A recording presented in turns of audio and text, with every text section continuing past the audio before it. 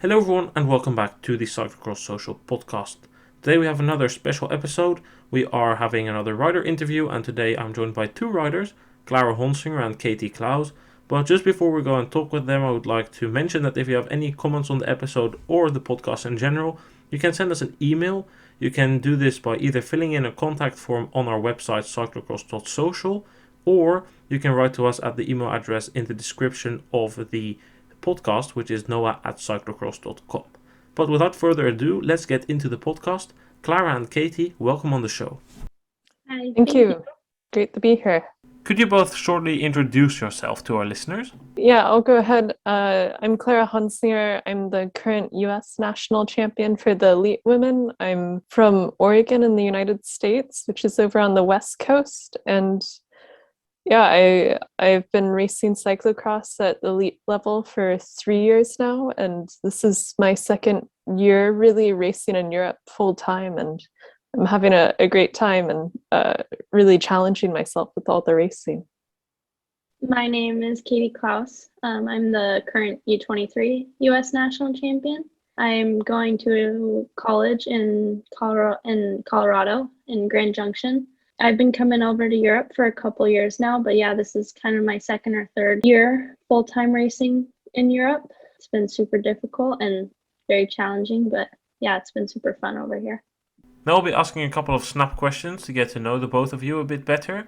Katie, you can answer the first one, and it's a dilemma. What do you prefer, racing in Europe or racing in the USA?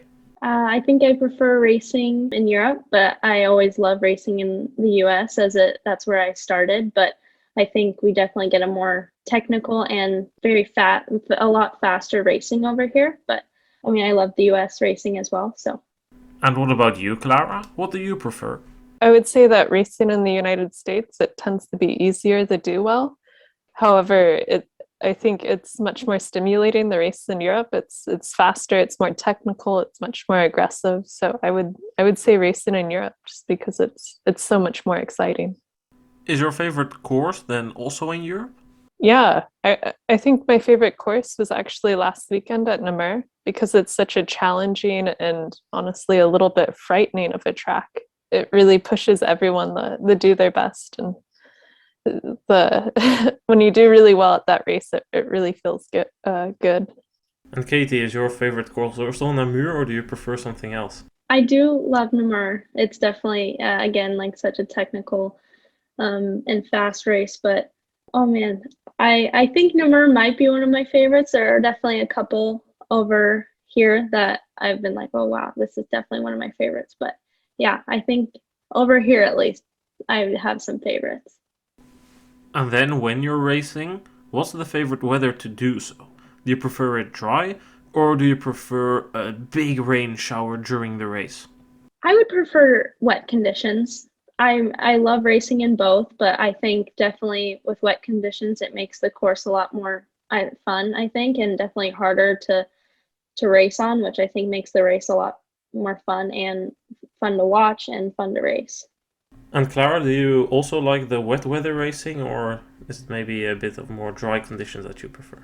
Yeah, the dry conditions again, like the racing in Europe versus races in the US, the dry conditions are nice because it's just easier on your body.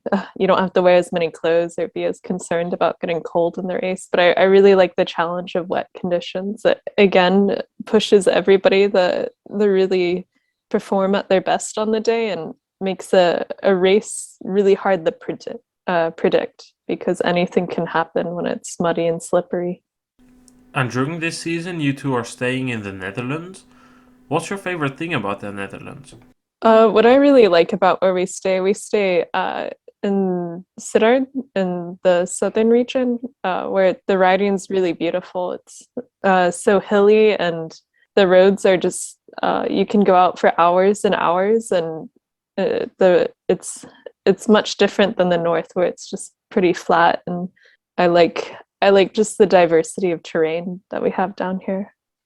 Yeah, I agree. I think especially we kind of have our North American family over here in Sittard, so it makes the training a lot better just being able to have people around us. And then, yeah, all the trails out here definitely give a lot of punchy training aspects. And yeah, some of the climbs and yeah, the roads are really great out here. So it's definitely a good time considered.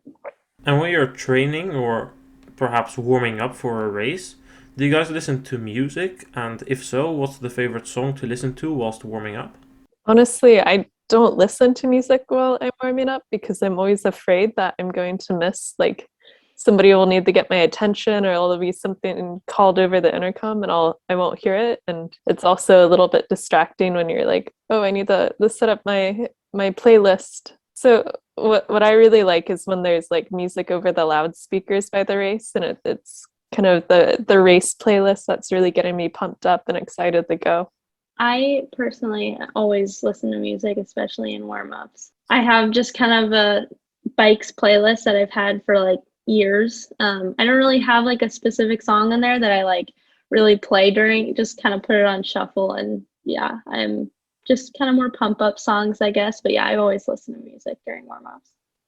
And when you're not training, what's your favorite Netflix or TV show to watch? Ooh, that's a hard one. I'm watching Dynasty right now, which is pretty good. I always enjoy like an easy to put on sitcom or something. Like, I think just before this, Curtis and I were watching some Arrested Development, which is a goofy US sitcom about it's very California, wealthy people just making a bunch of mistakes. Definitely sounds funny. And when you're perhaps not relaxing outside of cycling, is there any other sport you like to do or watch? I grew up skiing a lot, and that was my real passion growing up, both cross country and alpine. And although I don't do it very much anymore because it's hard to get to and it overlaps a lot with the cyclocross season, those few days I can get out and get on snow are some of the best days of the year. I grew up on a mountain town, so I grew up ski racing my whole life and then stopped once kind of cross took over as well. So I would definitely say skiing as well, and I try to get out there as much as possible. Well, skiing is certainly not something you can do over here in the Netherlands, but what you can do here is cyclocross racing. Let's focus on the racing of this season. Katie, you came into this season after missing the entire last season with an injury. Could you tell us a bit about your injury? Yeah, so actually 2 years ago at Namur, I crashed on one of the descents and dislocated my shoulder for the first time. And I came back fine and strong. And then a little less than a year after Namur, last year, around fall time, I dislocated it again and tore my labrum. I had ended up having to get surgery missing last season, which was a big bummer, but I think it was the right time to do it because I was going to have to get it at some point. So yeah, it was a bummer missing out on last season, but yeah, this year, I mean, it was definitely hard coming back to cross after missing all last year of racing, but it was good. It's been good so far. But after that crash in Namur that you mentioned, you still ended fourth at the World Championships in Namur as first year under 23. Was that really something that gave you motivation to keep pulling through throughout that injury last season? Something that motivated you to return to racing this season? Yeah, for sure. I took around 3 months off the bike. So I was just like I was watching all the races, watching Clara do so well. So it definitely motivated me. And by the time road season was over this year, I was really ready to get back on the cross bike and super motivated. And especially being back over here, it's great being back over here and doing all the racing. So. And with what goals did you start this season? I came in with not a ton of expectations, I think. I think I put a little bit more pressure in the US racing, but then when I came over here, I was like, just need to get through this block in November and hope to have some good races, but more learn how to race the World Cups again. So I set my standards just a little bit low, but I think by the end, I was coming out with pretty good races. So this block is a little bit higher standards. So hopefully I can meet those. And Clara, what about you? You had a very good season last year. Do you consider that to be your true breakthrough season? Yeah, I think that was honestly my first year racing consistently in Europe. It was really an opportunity to break through, and I had some really standout results. I also had some results I was like, oh, that wasn't very good. I feel like I'm still learning quite a bit. So I came into this coming season with that thinking like, how can I improve? How can I maintain what I learned and improve upon it as well? And it's still definitely a process. Well, we certainly enjoyed watching you do very good in last year's races. I mean, the first time we really saw you on our radar was the year before when you became American champion and did very strong in Namur. And then we really liked the step you made last year. And what did that do with yourself, your mindset, your feeling, and your confidence? It probably boosted it. Yeah, those results showed, or they demonstrated and proved to myself that I can compete at the top tier level of elite cycling. And so that it was definitely a confidence boost. It also like kind of puts like a new baseline that you want to operate at and add some pressure. Like you want to make sure that you're consistently improving and trying to get like being able to podium at a World Cup. You're like, I can do this. How do I get back there? And so it's both confidence boosting, but also a pressure that also drives you.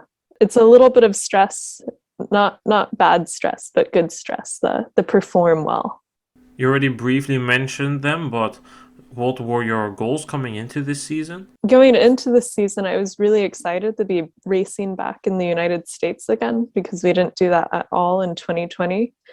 So I wanted to perform well at least one of those races in the United States. And so to get that podium in Fayetteville was really rewarding.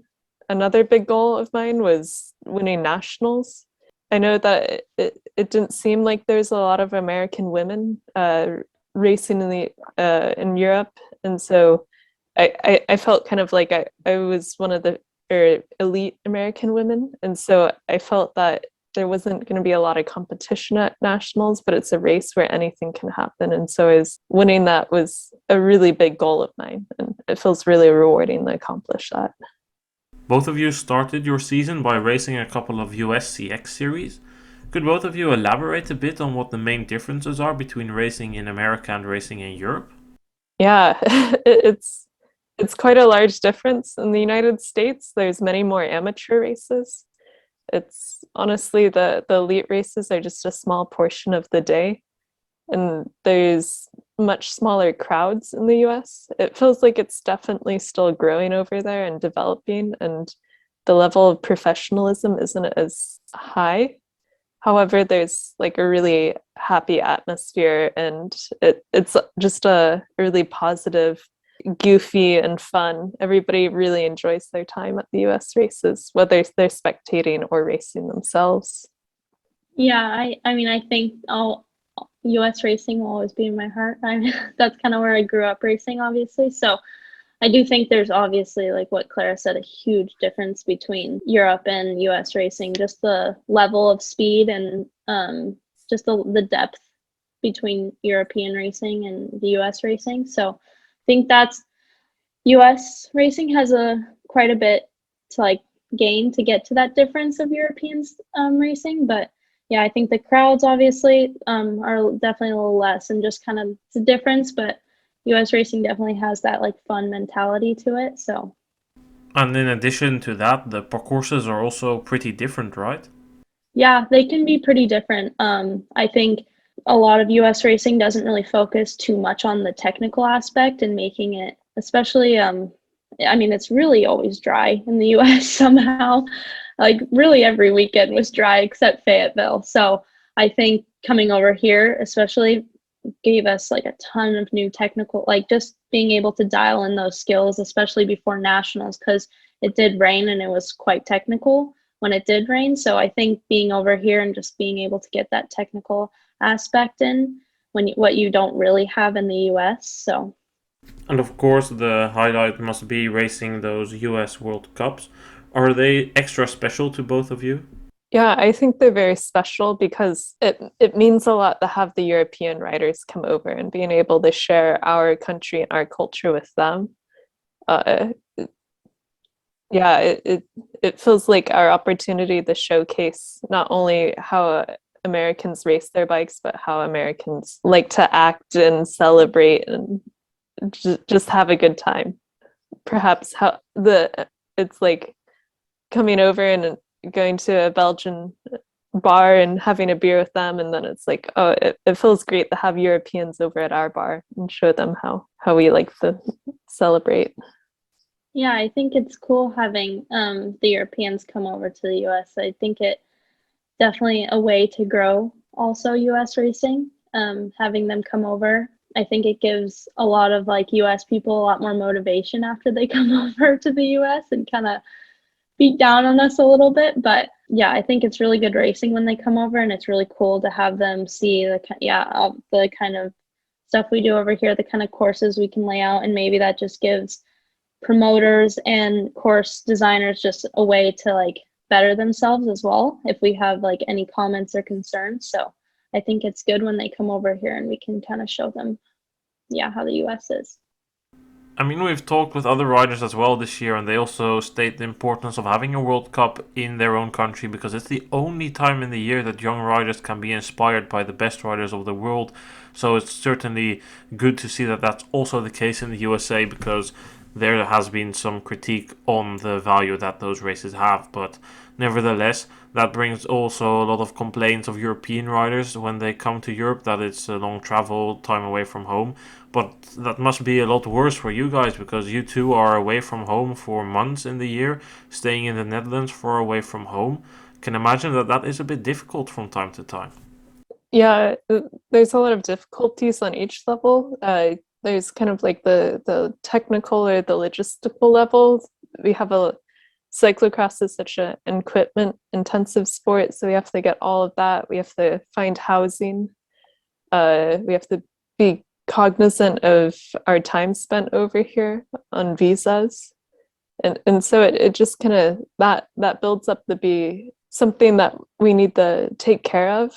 And then there's also kind of the emotional and social, where we all have family and friends in the United States, and we're away for months at a time, and so that can be difficult. But overall, we've set up a really good living situation in the Netherlands, and we have all the equipment we need. And it's nice to have like communication with our families, like with video calls and being able to talk to them every day. And also just having a team over here with Katie and Curtis and Gary and Mike, it gets much easier. But luckily, when you're racing in the US, you're a bit closer to home, although that's still relative. But let's go back to those races, the World Cups. How did they go for you? For myself, they went pretty well. The first one in Wisconsin took me a bit by surprise because we had been racing in the United States, and it was like once the Europeans came over, it became so fast and intense. It was, wow, this is much faster than the previous 2 weekends. And then we had that race in Fayetteville, which was very interesting for everyone because it was a course that had never been raced before. It was a pretty strange course. It was very wide and dry. It felt almost like a road race with this big descent in it. And then it poured rain the day of, and it changed it completely. And so we didn't really have any idea what we were racing. But it suited me well. It had that big climb in it. And in the mud, I was able to put out a lot of time or catch up on a lot of time to get up towards the front. And then Jingle Cross for me was a little bit difficult because I caught a cold for the first time in 2 years. I think because we were able to be around others, and it wasn't very great for me, but it was the experience of getting the race in front of US fans really meant a lot. Yeah, my races were okay. I mean, it was so fast. So the first race, like Clara said, it just kind of took me by surprise with the Europeans coming over. And then Fayetteville went a little bit better. I think it was super good to be able to race on the course. And I think I was still like a few weeks in back to cross, and I was still trying to learn how to race at that intensity again. And then unfortunately, I had to miss out on Jingle Cross because of the collegiate national champs. But yeah, so the week went well. And then, Clara, you came to Europe and had a very strong opening races here in Overijse and, of course, the Koppenberg. Did you expect you could get those results immediately coming to Europe? I was very optimistic about Overijse because last year we raced it and I did very well. I think I got fourth. And even with the jet lag, I felt pretty good that weekend, and it was very nice to finish fifth that day. Yeah, I had never raced the Koppenberg before, but I knew it was an iconic race, and having watched it on television, knew roughly how it usually played out. It was a powerful rider on the uphill, and then whoever could hang on through the descent with making very few mistakes. And I didn't expect that I would win it. I was really hoping that I had confidence after finishing third at Fayetteville that I could maybe pull off a podium. But when I was in the race and fighting with Denisa for the win, it was surprising, but also was kind of like, I just need the focus and I can win this. Telling myself that I was in it to win. Was that difficult throughout the race to keep your focus instead of thinking, whoa, I'm actually leading? A little bit in the moment of like, wow, I have the opportunity to win this. But when that thought would come to my head, I just push it aside and be like, no, I need to really focus on the task at hand, the next corner that's coming up, or where Denise says how she's riding around me and where Kata is behind us. And so it was really just trying to focus as much as possible on what was happening within the race. And what did that win mean for you in the bigger picture? It felt fantastic. It was just this feeling of satisfaction because I've worked really hard to improve my cyclocross skills, to keep growing as a rider, both like technically and physically. And so it was really rewarding for all the hard work I've done. I'd say it also put pressure on me to perform well at further races. It definitely made fans recognize me more. And so I started hearing my name more at races, which honestly put a little bit of pressure to do well. And so at races was where I was not up there on the podium, I felt kind of like, maybe I'm not. It also pushed in that kind of question of whether that was like a one-time result or whether you can consistently keep doing as well, being there for the top 5 or the podium. Do you think that pressure that you feel has been influencing you throughout the rest of the season following the Koppenberg? Maybe a little, but honestly, it's really just down to looking at race by race, or going race by race and then training by training. When I'm doing a training, I'm focusing 100% on the training. I'm not thinking like, well, at Koppenberg, my heart rate was this high and this is kind of the sensations I have. It's really just taking it kind of course by course and effort by effort and not letting that pressure get to your head. And Katie, you didn't come over for that weekend of racing yet. What were you doing then? Yeah, I decided just to take, I'm in college right now, so I had to kind of just finish up some school stuff before I head over, but I decided to take 2 more weeks at home just to like reset a little bit because we had been on the road for 3 weeks before that. And I think for me, with being in college or with taking a full class load, I was just wanting to make sure I just took a lot of stress off and made sure I was going over there with a happy and healthy mindset. And I think it worked out well. I was over there for 3 weeks, and I think that was a super good block for me. So yeah, just being at home was good for me, just getting some extra training in before racing started. So You started your block of racing here in Europe with that race in Niel. First of all, what did you think about that weird mogul section that they added there? yeah, that was super interesting. I feel like one lap I could ride it super well, and then the next it was like I did not know how to ride a bike. So it was super interesting. I think some girls were having a hard time and other girls were just pretty good at it. But yeah, it was an interesting feature in the course. You ended 16th there. Were you happy with that result? No, but I had just arrived 2 days before that. So I was pretty tired and I was riding okay before that. And then the last 2 laps, I think I just kind of hit a wall and just slowed down quite a bit. just to get, it was a good just shakeout after travel. So yeah. That race there was also the first time that we saw you on the broadcast this season, because you had a very rapid start. Throughout the rest of the season, we've seen you set out fast a lot. What's your secret to setting out that quickly? I don't know. I think I've trained with my older brother a lot when I was younger, and that was kind of our thing, just to like try to beat each other in sprints or something like that. And I think throughout US racing, I've just been able to practice that a lot. And over time, I've just developed a super good start. And I'm just super focused on, especially when I start World Cups, being fourth or fifth row. I'm super focused on trying to get to the front. And I think when I'm able to start first or second row, I just take off, I think. So I think it's good that I have a good start, but I would like to be able to hold that as well throughout the race. So I think that's the part that I want to work on a lot more. And you, Clara? You seem to be the polar opposite compared to your teammate Katie. You always struggle in the starts, despite starting from the first row, usually use quite a lot of places. Do you think that you can be using some tips and tricks from Katie? Yeah, I definitely, Katie, if we could combine to both our, like if you could have my diesel and I could have a little bit of your start, we'd make the ultimate cyclocrosser.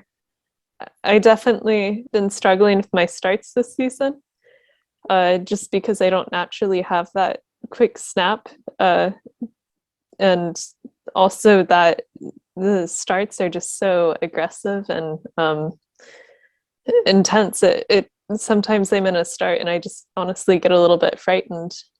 It was funny to come back for nationals in the United States, and I think people would say a really good start. I was like second to the whole shot.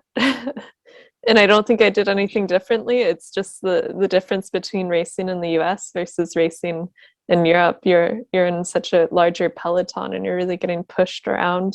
But I have a lot to learn, and I've talked a lot with Katie about it, and tomorrow we're going to go out and practice a lot of starts and just keep practicing and hopefully get it better and better. Do you sometimes get frustrated about your starts? Because especially on the fast courses, it's hard for you to recover places because the track is usually then quick and there's not a lot of places to overtake, and then you always come through the field, but it must be frustrating to know that you're putting down the same lap times as the riders at the front, but only the start is really the reason that you're missing out on wins and podiums more often.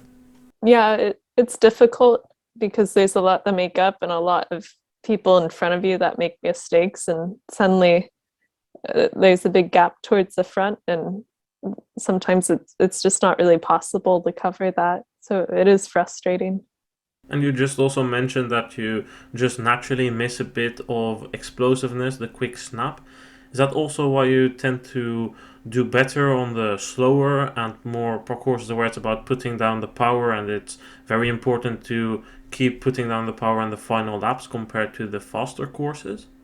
Yeah, I would say that definitely is a component of it. I think I have much more slow twitch muscle than fast twitch muscle, and I've been doing a lot of snap training, you might say. Yeah, but I think that it's also more than that. It's probably technical, because the fast courses, you're going through like little single track and trails at such high speed, and I probably also need to practice high speed technical handling as well. And if you make a mistake in a race like that, it's really difficult to make up for that error, whereas if it's a slower course, you make an error and it's much easier to gain back the ground you've lost. One of the races this season that certainly wasn't one of those fast races was the World Cup in Besancon. Katie, you ended 9th there. Could you tell us a bit about your race there? Yeah, I kind of went into the pre-ride. It was at the end of our block, so I was getting a little bit tired, and I think I was like, all right, I go home tomorrow. Let's make this one last good race. But yeah, I wasn't like super stoked about the course, and then it kind of kept raining and it kept getting more slick, and I was like, okay, like it's definitely getting better. And I do like those kind of slick conditions, like the top layer. and then yeah, Claire and I just kind of kept going lower in pressure, and I think like we ran 11 psi, which is the lowest I've ever ran. And it gave me actually like quite a bit of confidence to be able to like feel comfortable on that. Yeah, and I actually like missed my pedal in the start, so I didn't have an awesome start. And then we're going around kind of the U-turn to start the race. And I kind of, everyone pushed out to the outside, and I got the inside line and just passed like a ton of people and got quickly up to the top 10, top 15. And I just held it as long as I could. And after the first lap, I realized I was still in the top 10, and I was like, okay, like you're pretty far up here, so let's see if you can hold this. And yeah, every lap I just kept telling myself like, okay, there's some people behind you, but just hold them off as long as you can. If someone passes you, hold their wheel as long as you can so you can gain time on the people behind you. Clara passed me, and I tried to hold on to her as long as possible so I could gain some time up from the girls in front of me, and then also gain some time from the girls behind me. Yeah, and then last lap came, and I was still 9th place, and I was like, wow, that's pretty cool. I was pretty excited about that. So yeah, it was a really good day for both Clara and I. So happy day. Yeah, I can imagine. Do you consider that to be your career best performance? I think my 4th at Worlds probably would still be my best performance. I think that's definitely very close. But yeah, I think I went into Worlds. I went after Worlds. I was definitely like, wow, that's probably one of my best races of my life. So, but yeah, that was close. And whilst we're at career best performances, what do you consider to be your best career performance, Clara?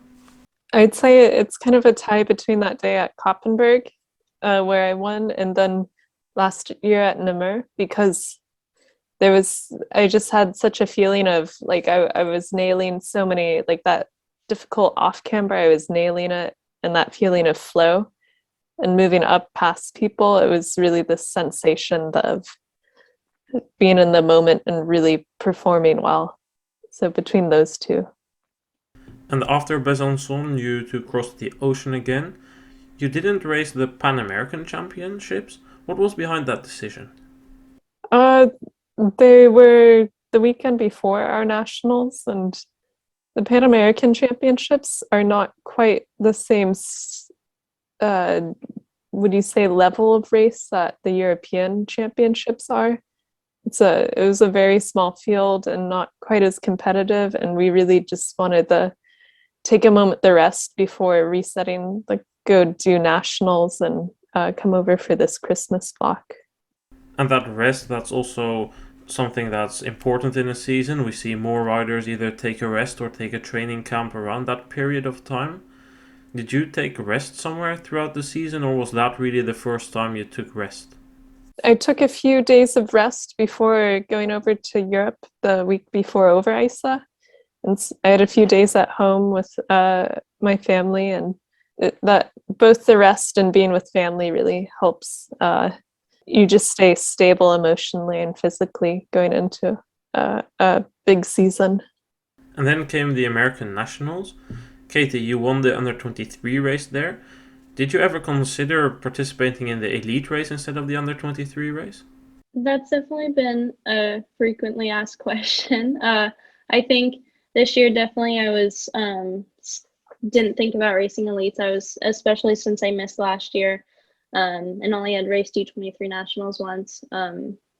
Yeah, this year I was set on racing U23, but I don't know yet. I don't really know kind of what the rules are with that. So, and I think it's great to have a U23 and a late national champion. So. I mean, at the end of the day, a title is a title, and it's also very good for the sponsors. But it was more just a question out of curiosity if you had ever considered that, because you can't actually wear the under-23 national champion jersey, unfortunately. But you also won a kind of student championship there, if I recall correctly. So overall, it should be a good national championships for you. Yeah, it was good. And Clara, you are the other national champion that we are talking about, obviously. You won the elite race there, and earlier this podcast you said it was one of your big goals this season. So I assume you must be very happy that you managed to deliver there. Yeah, I was a little bit stressed about it going into the weekend because the jersey is something that I've really kind of, at least the past 2 seasons, built my identity with. I think that's how a lot of people recognize me out on the race course. And it would have been really strange to return back to Europe with a different jersey on. And also, I really wanted to prove to myself that I was the best elite racer in the United States. And so it was just very satisfying the taking it, secured that jersey again. Well, I think you did certainly show that by winning with more than 3 minutes over your closest competitor. So that certainly proved that you were the best in that race and also throughout the season. But we still have to ask that question, which you've probably been asked a lot already. What was up with your kit? Because you were racing in the Stars and Stripes. What was the case there? Because you got a fine for that after the race, and there was a bit of confusion surrounding the fans of what was going on there. It was a bit of confusion. We in 2019, you're allowed the race in the Stars and Stripes jersey in the United States. I thought it was an exception, and I honestly didn't want to travel with an additional set of clothing. And so I raced in the Stars and Stripes, and they informed me on the start line that it was the incorrect jersey. But there was nothing I could do, and I hope it was not like offensive to any of my competition or anybody watching it. I don't think we've had any reactions saying it was that. The only things we saw was people that thought it was weird because here in Europe it's never been allowed to ride in your jersey when you're defending it. I did know that it was an exception in the States, and that's also why I first thought that it was the exception rule, but apparently they scrapped that to fit in with the tradition. But I mean, everyone makes mistakes, so I don't think it should be considered offensive or anything. Yeah, I do appreciate the tradition of racing in your trade team kit. It was mostly a matter of convenience, I'll be honest. And then after the national championships, you came back to Europe for another block of racing over here. It started last weekend in Rukve and Namur. How did that go for both of you? It was okay. Rukven, it was such a fast course, and it was definitely one of those courses where if you weren't in the top 10 on the first corner, you were not probably going to make it into the top 10. And so it was pretty difficult for me. And then Namur, again, it went all right, but I think it was a little bit more difficult with the jet lag coming over this time. I didn't feel like I was able to rest between training as much, and I definitely afterwards have felt pretty tired from it. But it was the first weekend after spending 4 nights in Europe and the jet lag, so I don't put that much weight on it. Yeah, I think kind of the same as Clara.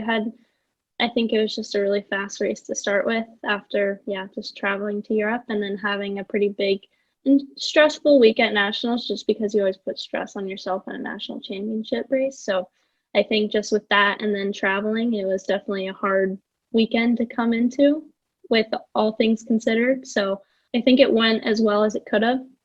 But yeah, there's definitely a lot more there's a room for improvement for sure. So hopefully the next couple of weeks, after some rest this week, we'll go into Dendermonde Sunday and have a better day. And Clara, you also look to have some issue in Namur, because I saw a picture from our photographer Jeffrey Photos of you standing in the off-camber doing something with your shoe. I was there at the race myself and I saw you almost be in the top 10, and then you fell back a bit and then eventually fought your way back towards the top 10, or eventually you just missed out, but towards that back end you came. What happened there? I think it's, as we've seen a few times with, I think, was it Quinton's? The BOA dials in our shoes, if they get knocked on something, in my case it was another rider, her front wheel hit my shoe as I was running and it knocked the BOA off, and so my shoe came undone, and the only way to tighten it was the stop. And put it back into place and dial it in. I think I was really lucky that I was able to get it back in because I couldn't really run with my shoes completely falling off. And overall, it only took a few seconds and I was quickly able to get it back in and get moving again. So it wasn't too bad. But it's frustrating. Again, it's just there's a million things that can happen in a race and you just need to keep focusing on going ahead. In cyclocross, anything can happen, and usually there is something of those things that does happen. So very unfortunate, even if it only costed a few seconds. I surely think it broke up your rhythm, but let's hope that things get better when you go towards that very busy Christmas period. What races will you be riding there? For myself, I do Dendermonde the day after Christmas, and then it is I do all the X2O Badkammers trophy cups. So that would be Loonhout, Ball, and then I think it's the World Cup in Holst and then Herentals.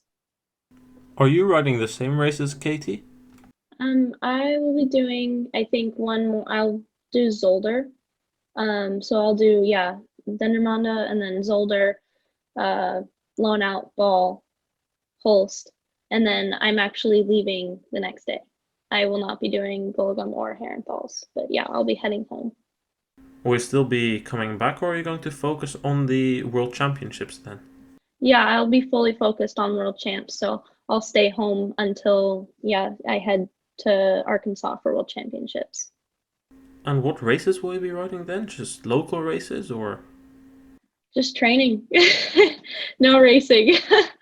Yeah, hopefully I have some good setups where I live, and also a couple kids actually that might be going to World Championships will live near me. So hopefully we can get a good setup and do some like mock racing and stuff. But yeah, I think I'm mostly just going to focus on training and yeah. I mean, the need of race rhythm is very personal, but are you confident that this approach will work for you towards the World Championships? Yeah, I think I do better. I know that racing can get you really into form and super fit, but I think I do better coming into racing a little bit more rested than anything.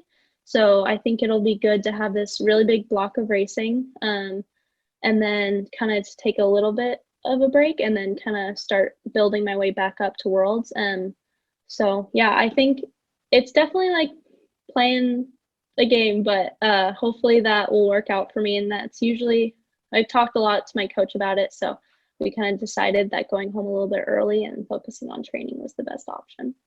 Do you think it can be an advantage for you that you're home in the States earlier? Because we've spoken about jet lag earlier, and you said it influenced you when you came here and then had a big travel, only was here for 4 days before the World Championships. Do you think that this will then give you a benefit over the European riders who are coming to the States 4 or 5 days before their race? I think it could play an advantage, but also we did see the Euros come over the week before Wisconsin, and it did not seem like they had a problem with jet lag. So it would be nice that it would give me an advantage, but I don't think it will play that much. You're racing the Under-23 World Championships. What goals do you have for yourself there?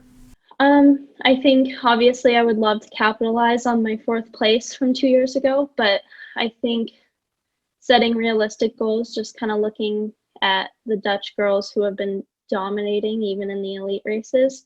I think a huge goal of mine would be to finish in the top 5. That's definitely a huge goal. Obviously, a goal is to be on the podium, especially in home soil. But yeah, I think realistically, a top 5 would be super exciting for myself. And do you have any other goals still for the remainder of the season? Yeah, I would like to have some good races, obviously, this Christmas trip. Another top 10 would obviously be great. Just kind of depends on how I'm feeling this trip. I'm still a little bit tired from last weekend, so hopefully Dendermonde will go well and I can feel good throughout the Christmas block next week. But I think just having consistent races next week will be a big goal of mine, and just to feel strong and be able to maybe make up some time on the U23 girls. Well, definitely hope that that will work out for you. Clara, what goals do you have first for the Christmas period now? Yeah, I'm excited for Dendermonde. I finished second there last year, and so it's a race that I'd really like to perform well at. I think it's a course that suits me, and it's exciting to see the weather forecast be the rain. I like even though I'm going to miss the last few races of the X2O Badkammers Trophy Cup, I want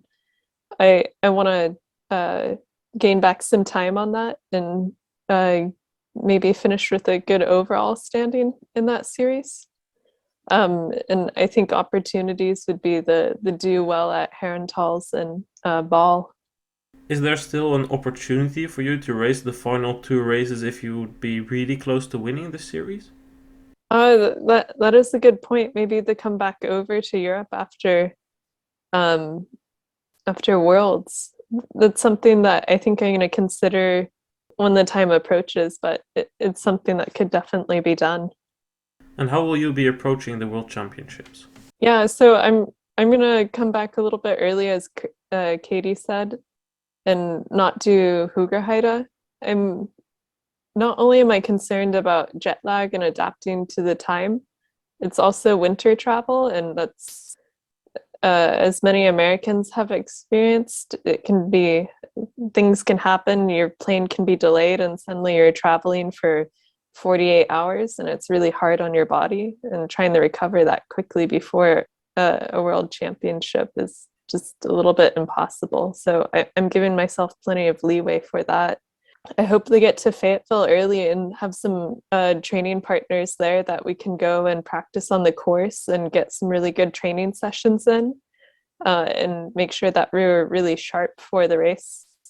Well, I do like the race and have that race mindset, or that that fresh kind of competitiveness before important races. I don't know that it's going to be really that important for the Fayetteville course, because it's such a wide, broad course, that it's not really that technical. So I think fitness is going to be really important on it. And so making sure I'm as fit as possible will be important. So does that mean that you, to have that fresh approach, will be going home after the XVO race in Herentals? Yeah, it kind of depends on how the World Cup standing is as well, and what is happening with the races, if they're still occurring. It's honestly a little bit of a concern we have right now with the latest shutdowns in the Netherlands and what might happen in Belgium. Yeah, I hate to be the bringer of bad news, but Belgium is banning spectators at races starting Monday, so that's unfortunate. I do also really hope that the races can continue to go on. I'm optimistic that we have not raced our last race of the season, but then again, we have to also be realistic. Organizing without spectators is hard for races, but the only thing we can do is hope for the best. And what is the best that you are hoping for at the World Championships? Of course, to win it. That would be the greatest. That I think I've proven to myself that I can get a podium on that course, so to be able to finish on the podium and improve on last year's fourth place would be a really satisfying result for myself. Fingers crossed that works out for you. We will definitely be cheering for you. Final question that I have to ask is, what did you do with the very big duck of the XVO Badkamers that you won on the Koppenberg? Oh, it sits at our kitchen table or our dining table right now, and every night we have dinner with it. It's going to be a challenge to get it back to the United States, because it's made of fiberglass and you can't really pack it. So we're looking at opportunities or options with freight right now to get it back to the United States. I'm definitely bringing the cobble with me. It's very heavy, but it's an important piece of luggage. No, leaving the iconic cobble of the Koppenberg here, that's certainly not an option. But for the duck, if you can't take it, well, I volunteer. I have a backyard. You can stall it here and you can pick it up next year to have dinner with again. No, anyway, on a serious note, thank you very much for wanting to talk with us today. And if you have any last words, feel free to share them with our listeners. Oh, just that. Thank you for having us, and I hope that we provide some interesting commentary for what it's like coming from North America. Yeah, thank you. Yeah, once again, thank you two for being here. Meanwhile, as we are uploading this podcast, I can confirm that we have had the ban of spectators at the cyclocross races in Belgium being announced officially. Diegem is the only race that's cancelled. Luckily, the rest looks to be able to go through, so that's some good news. We are starting in Dendermonde, which is already on Boxing Day. You can listen to our preview podcast for that, and otherwise we will be back after Dendermonde with a new podcast.